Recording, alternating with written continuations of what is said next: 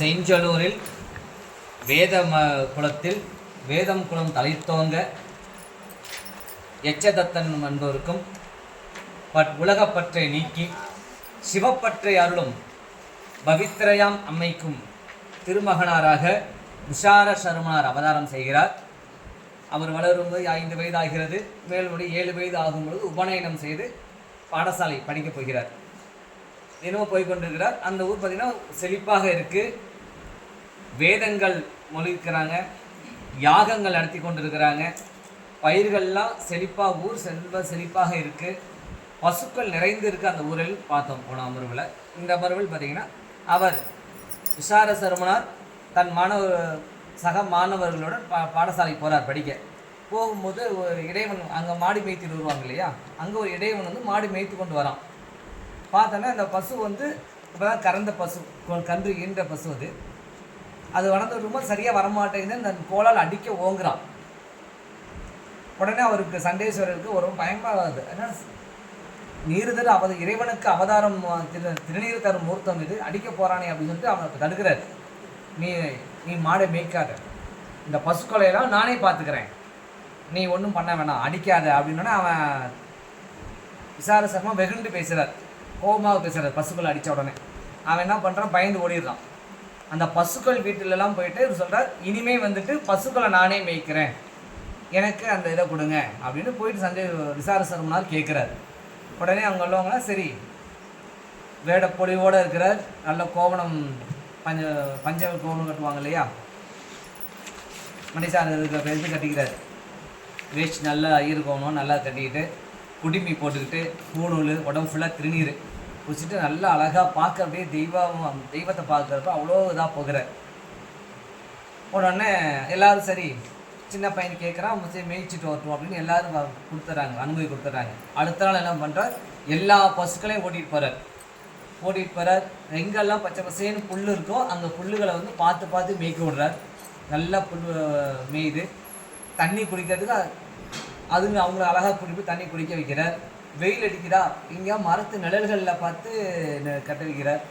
சாயந்தரம் எப்பயும் போல் வீட்டுக்கு அழைச்சிட்டு போய்ட்டு ஒவ்வொரு வீடுகள்லையும் பசுக்களை விட்டுட்டு வர்றார். இது வழக்கமாக செய்கிறார். இவருடைய அன்பு தாய் போல் இருக்குதான். அதனால் அந்த பசுக்கள் இவரை பார்த்த உடனே என்ன பண்ணுது, தானாக வருது. விசார சர்மனார் பக்கத்தில் அவங்க எல்லாமே தானாக வருது. உச்சி முகுந்துது. இப்போ தன்னுடைய கன்றுக்கு என்ன பண்ணும், முகர்ந்து பார்க்கும், பக்கத்தில் உரசிட்டு வந்து நிற்கும் இல்லையா, அது போல் அவ்வளோ அன்பாக இருக்குதாம்மா. இவ்வளோ அன்பாக பார்த்துக்கிட்டதுனால அந்த பசுக்கள் எப்பயும் கறக்கும் பாலை விட அதிகமாக கறக்குதான். அப்போ அன்போடு வளர்ப்பதனால என்ன ஆகுது, தன் பிள்ளை போல் அவர் பார்த்துக்கிறான். அவரே குழந்தை தான், பசுக்களை குழந்தைய பார்ப்பது போல் அவ்வளோ அன்பாக பார்த்துக்கிறார். அந்த அன்பின் காரணமாக என்ன ஆகுதுங்க, பசுக்கள் முன்னை விட பல மடங்கு பால் அதிகமாக சுரக்குது. அந்த வீட்டில் உள்ளவர்கள்லாம் வந்து ரொம்ப சந்தோஷப்படுறாங்க, குழந்தை வந்து நல்லா பசு மேய்த்திட்டு வரான் அப்படின்னு. பசுக்களை மேய்த்து வீட்டில் ஓட்டும்போது அப்பாவுக்கு யாகத்து குச்சி வேணும்னு சொல்லி யாகத்துக்குரிய அத்தி மரம், மாமரம், அரசு, ஆலமரம், வன்னி, கருங்காலி, ஆத்தி மரம், இவர் எல்லா குச்சி சமித்துக்களையும் பொறுக்கிக்கிறார். அப்பாவுக்கு வீட்டுக்கு தேவையானையும் யாகத்துக்கு தேவையான சமித்துக்களையும் எடுத்துக்கிறார். பசுக்களையும் நல்லா அன்பாக மேய்த்து அவங்க வீட்டில் இருந்து விட்டுறார் பொறுப்பாக. இதை வந்து தொடர்ந்து செய்துட்டு வர்றார். இதை வந்து ஒருவன் அங்கே இடைவர் குளத்தில் வந்த ஒருத்தன் பார்க்குறான், இவ்வளோ அன்பாக பசு இது பண்ணிகிட்டு இருக்கானே, இதை வந்து பார்த்துட்டே இருக்கான். அப்போ அந்த மாதிரி செய்துட்டு இருக்கிற ஒரு நாளில் மண்ணி ஆற்றங்கரையில் பசுக்கள் மேய்ச்சிட்டு இருக்கிறார். இவரோட அன்புக்கு பசுமாடு தன்னாலே பால் ஒரு காம்பில் சுரக்குதான் தன்னால்.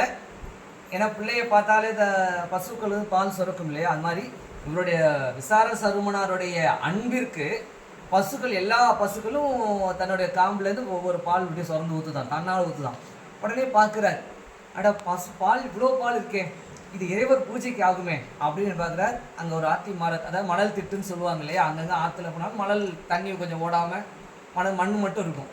பார்க்குறாரு, அந்த இடத்துல மரம் ஒன்று இருக்குது, ஆத்தி மரம் இருக்குது. உடனே போகிறார், மணலில் சிவலிங்கம் பிடிக்கிறார். நம்மளாம் குழந்தைகள மணலில் வீடு கட்டுவோம், அங்கங்கே சின்ன இது ஓ வீடு, இது என்னோடய ரூமு அப்படின்னு மணல்லே கட்டுவோம் இல்லையா, அது போல் மணல்லே கோவில் கட்டுறார். இது சாமி சன்னதி, இது அம்பாள் சன்னதின்ற மாதிரி அங்கங்கே பிரித்து இது மண்டபம், இது மதில் சுவர் அப்படின்னு மண்ணிலேயே கட்டுறார். சிவாலயமாக கட்டுறார். நடுவில் சிவபெருமான் மணலில் சிவலிங்கம் பிடிக்கிறார்.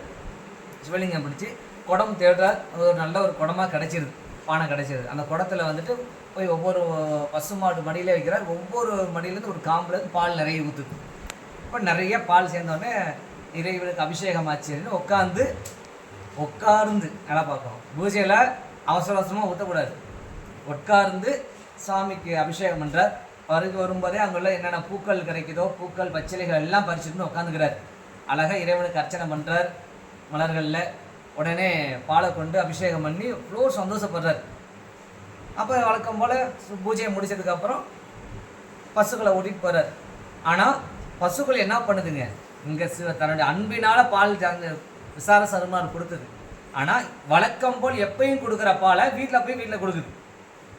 அப்போ பாலை குறையலை, எப்பையும் அதிகமாக எப்படி கொடுத்ததோ அதே போல கொடுக்குது. அப்போ யாருக்கும் அங்கே உள்ளவங்களுக்கு வந்துட்டு பால் குறையுதுன்னு சொல்ல முடியாது இல்லையா. இங்கே குடமாக பாலை கொடுத்தாலும் அதே குடமாக அங்கே வீட்லேயும் பால் எல்லார் வீட்லேயும் பசுக்கள் வருது. அதனால் யாருக்கும் ஒன்றும் தெரிஞ்சுக்கல. இது தொடர்ந்து செய்துட்டு வர்றாரு. அதில் ஒருத்தன் பார்க்குறான்னு சொன்னேன் இல்லையா, அவன் என்ன பண்ணுறான், இவ்வளோ பசு பாலை கறந்து பூஜை பண்ணுறதை பார்க்குறான். இதை அப்படியே சொன்னால் யாரும் ஏற்றுக்க மாட்டாங்க அப்படின்னு சொல்லிட்டு மாடு வைத்திருப்பவர்களெல்லாம் போய் சொல்கிறான். இந்த மாதிரி வந்துட்டு எச்சதத்தன் விசார சருமன் என்ன பண்ணுறான், பசுகளை பாலை கறந்து மணலில் கொண்டு போய் கொட்டி ஊத்துறான் அப்படின்னு போய் சொல்லிக்கிறான். மணல் அபிஷேகம் மண்ணில் அந்த சிவலிங்க கரையில. ஆனால் அடுத்த நாள் போகும்போது மறுபடியும் அதே சிவலிங்கத்தை மறுபடியும் பிடிக்கிறாங்க. ஏன்னா ஆற்றங்கரைங்கிறதுனால இதாகிடும். மறுநாள் மறுபடியும் அதே சிவலிங்கத்தை பிடிக்கிறார், பூஜை பண்ணுறார். இப்படி தினமும் மணலில் கோயில் கட்டுறாரு, சிவலிங்கத்தை பிடிக்கிறார், பூஜை பண்ணுறாரு. வழக்கம் போல் தினமும் செய்துட்டு வர்றாரு. அவன் என்ன பார்த்துட்டு என்ன பண்ணுறான், அங்கே உள்ள பசுக்கள் உள்ளவர்கள் வீட்டிலலாம் போயிட்டு இந்த விசார சருமன் வந்துட்டு பாலை கறந்து மண்ணில் போய் எல்லாம் கொட்டி பாலை வீணாக்குறான், பசுக்களை சரியாக பார்த்துக்கிறதே இல்லை அப்படின்னு பொய்யுரைக்கிறான். அங்கே உள்ளவங்களாம் கோவப்படுறாங்க. அவங்க யோசிக்கலை, பால் முன்னும் போல் அதிகமாக கொடுத்துட்ருக்கு, நிறைய இருக்கே அப்படின்னு யோசிக்க கிடையாது. அப்படியா, எச்சதத்தனை வர சொல்லுங்க அப்படின்றாங்க. உடனே அப்பா வர சொல்லிடுறாங்க. எப்பா எச்சதத்தா, உன் மகன் வந்துட்டு பால் கறந்து மண்ணில் கொட்டுறானா, வீணடிக்கிறானாமே, இதை நீ உனக்கு தெரியாதா, பார்க்கலையா? பாலெல்லாம் வீணடிக்கிறானே, பசுக்களை சரியாக பார்க்கறது இல்லையா, வேற யாருக்காவது பசு மேய்க்க சொல்லி கொடுத்துடலாமா, உனக்கு தெரியாத விஷயம் அப்படின்னு கோபமாக எல்லாம் பேசுகிறாங்க. எல்லாரும் கோபமாக பேசும்போது அவருக்கு அந்த இடத்துல சங்கடமாகுது. தன் மகன் இந்த மாதிரி பண்ணது எனக்கு தெரியாதுங்க, நான் அவன் என்ன விசார சருமனை பார்க்குறேன், நான் அதை இனி தவறு நடக்காமல் நான் பார்த்துக்கொள்ளுங்க, மன்னிச்சுக்கோங்க அப்படின்னு சொல்லிட்டு வந்துடுறார். வீட்டில் எப்பயும் வழக்கம்போல் வர அவர் எப்பயும் போல் சமயத்துக்கெல்லாம் கொண்டு வந்து வீட்டில் வைக்கிறார். இதை தூங்குறார். இவன் எச்சரித்தன் என்ன பண்ணுறார், கேட்கக்கூடாது, நாளைக்கு இதை நம்ம பார்ப்போம் அப்படின்னு சொல்லி விட்டுறாரு. அடுத்த நாள் காலை எப்பயும் போல் விசார சருமன் எந்திரிக்கிறாரு. எல்லா வீட்டு பசுக்களையும் கூட்டிகிட்டு அது பாட்டு போயிட்டே இருக்கிறார். எல்லாம் அன்பாக ஒன்றா போகிறாங்க. எப்பயும் வழக்கம் போல் பசுக்கள் நல்லா மேய்க்கிறார். மேய்ச்சி முடிச்சோடனே அவர் உட்கார்ந்தார். எல்லோரும் பாலுக்கு எப்பயும் கலக்கிற பாலுக்கு ஒரு மடியில் பால் சொரியுது. குடத்தில் பிடிக்கிறார். திருப்பி மணலில் சிவலிங்கம் பிடிச்சி அபிஷேகம் பண்ணுறார். இதை பார்க்குறார். ஒளிஞ்சிருந்து பார்த்தவர் தன் மகன் சிவபூஜை பண்ணுறான், இறைவனை திருக்கறேன்றது அந்த நேரம் அவர் தோணலை. எல்லாரும் திட்டினாங்க இல்லையா, அதனால் கோபம் அவனுக்கு வந்துடுது. ஒரே வேகமாக வர பக்கத்தில் ஒரு குச்சி ஒன்று இருக்குது, எடுத்து விசார சர்ம முதுகில் ஓங்கி ஒரு அடி போடுறார். அவருக்கு அதெல்லாம் தெரியவே இல்லை. ஏன், அவர் சிவபூஜையில் இருக்கிறார். இறைவன் வாழ் அன்பினால அவர் திட்டினது கடுமையாக பேசுகிறாராம். எச்சதத்தன் கடுமையாக பேசுகிறார் அப்பா. ஆனால் அவர் காதில் விழலை. அடி போடுறார். மறுபடியும் என்ன பண்ணுறார், மறுபடியும் எடுத்து இன்னும் 4 அடி வைக்கிறார். அதுவும் அவருக்கு தெரியல. அவ்வளோ கோபம் பட்டு பேசியும் அடித்தும் அவருக்கு உணரவில்லை. ஏன் அப்படின்னா முழுக்க இறைவன் பால் அன்பின் காரணமாக அவர் பால் அபிஷேகத்தை இறைவனுடைய பண்ணிக்கிட்டே இருக்கிறார். பார்க்குறார், இவ்வளவு அப்படின்னு சொல்லி வேகமாக என்ன பண்ணார், பால் குடத்தை எட்டி உதைச்சிடுறாரு. உடனே விசார சர்மர் கோபம் வருகிறது.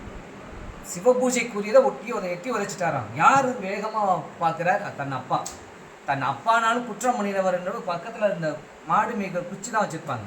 அந்த குச்சை வேகமாக எடுக்கிறார். அது மழுவாக மாறும். 2 காலையும் வெட்டுறார். ஒரு வெட்டில் 2 காலும். ஏன் 2 காலம், உதைச்சது ஒரு காலாக இருந்தாலும் இன்னொரு கால் துணையோடு தானே இந்த கால் செஞ்சது. அதனால் இந்த குற்றம் செஞ்ச 2 காலையும் வெட்டுறார். வெட்டின உடனே வீழ்ந்தவர் இறந்து விடுகிறார். எச்சதை இறந்துடுறார். இறந்த பிறகு திருப்பி என்ன பண்ணுறது, எப்பயும் போல் ஆளும்போது மீதி பாலை எடுத்து சாமிக்கு அபிஷேகம் பண்ணுறார். அச்சோ அப்பா செத்துட்டார் என்ன பார்க்கல, கால் போச்சே அப்படின்னு பார்க்கல, குற்றம் பண்ணினாச்சா அதுக்கு தண்டனை கொடுத்தாச்சு. இனி எப்பயும் போல சிவ பூஜை பண்ணுவேன் அப்படின்னு சொல்லிட்டு சுவாமிக்கு எப்பயும் போல வழக்கம் போல சிவ பூஜை பண்ணிட்டு இருக்கிறாரு. இவரோட அன்பு இறைவன் என்ன பண்றாரு, விடைவரோட இறைவன் அம்மையும் காட்சி கொடுக்குறாங்க. பூதகணங்கள் புடைசூழ எல்லாரும் சுவாமி அம்மையப்பரோட வருவாங்க. இங்க பூதகணங்கள் புடைசூழ காட்சி கொடுக்குறாங்க. எல்லாரும் பூதகணங்கள்லாம் ஆடுறாங்க, பாடுறாங்க, வாத்தியங்களை முழங்குறாங்க, கூத்தாடுறாங்க, அவ்வளவு சந்தோஷமா இருக்கிறாங்க. அப்ப சுவாமி சொல்றார், உன்னுடைய தந்தையை தண்டித்தாய், இனி உனக்கு நானே தந்தை. சுவாமி சொல்றார், உனக்கு தந்தையை நீ தண்டித்தாய், 2 காலை வெட்டிட்டாய், வீழ்ந்துட்டான், இனிமே உனக்கு நான் தான் தந்தை அப்படின்னு சொல்லிட்டு குழந்தைகள் அப்பா என்ன பண்ணுவாங்க, கட்டி தழுவி உச்சி தலை வந்து முகர்ந்து முத்தம் கொடுப்பாங்க. அது போல விசார சர்மனார் என்ன பண்றாங்க, கட்டி தழுவி தலைமேல் முகர்ந்து முகர்ந்துகிறார் இறைவன். முகர்ந்தது தன்னுடைய உனக்கு இனி சண்டீச பதவியை கொடுக்குறோம் அப்படின்னு சொல்லிட்டு சுவாமி தன்னுடைய கொன்றை மாலை எடுத்து சண்டீசருக்கு சூட்டுறார். சண்டீச பதம் கொடுக்குறோம் அப்படின்னு சொல்லி அப்போ சொல்கிறார் இறைவன், நான் சாப்பிடுவது, நான் சூடிக்கொள்வது அனைத்தும் உனக்கே. நீங்கள் பதிக பாட்டில் பார்த்தீங்கன்னா, அண்டர் பிரானும் தொண்டர் தமக்கு அதிபனாக்கி, அந்த பாட்டு சண்டேஸ்வர நாயனாரோட துதிப்பாடல் வைத்துக்கொள்ளும். 56வது பாட்டு. அண்டர் பிரானும் தொண்டர் தமக்கு அதிபனாக்கி அனைத்தும் நாம் உண்டகளவும், சாமி நான் சாப்பிடுவதும் உடுப்பனவும் வஸ்திரம் சூடுவனவும் பூக்கள் எல்லாம் உனக்கே கொடுக்குறோம் கொடுத்து சண்டீச பதவி. சண்டீச பதவி என்பது பலன் தருபவர்னு அர்த்தம். இப்போ சிவாலயத்துக்கு வரோம் அப்படின்னா சிவாலயத்துக்கு பலனை கொடுக்குற பதவியை கொடுக்குறார்.